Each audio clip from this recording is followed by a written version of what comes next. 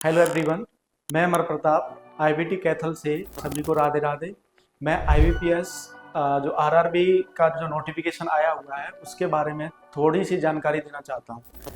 तो ये जो आईबीपीएस आरआरबी का जो नोटिफिकेशन आया है ये अभी आया है और इसकी जो टोटल पोस्ट है वो है 13,217 यानी कि 13,217।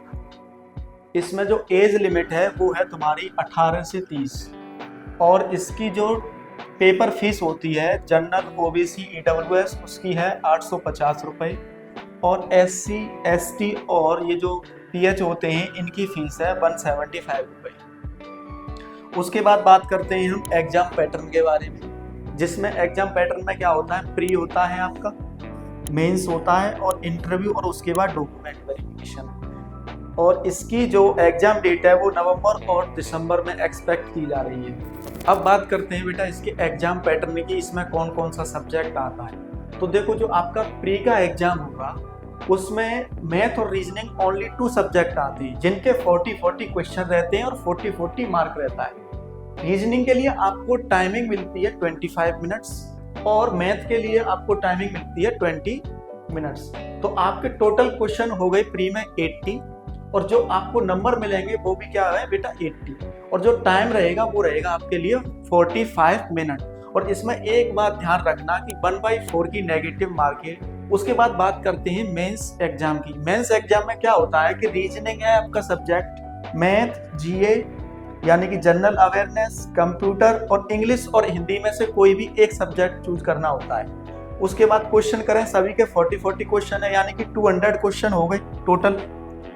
और मार्किंग करें तो मैथ और आपका जो रीजनिंग है, मैथ और रीजनिंग में आपको 50-50 मार्क, बाकी का जीए और इंग्लिश ये 40-40 और आपका जो कंप्यूटर है उसमें 20 मार्क। तो आपको मार्क कितना मिल गया 200।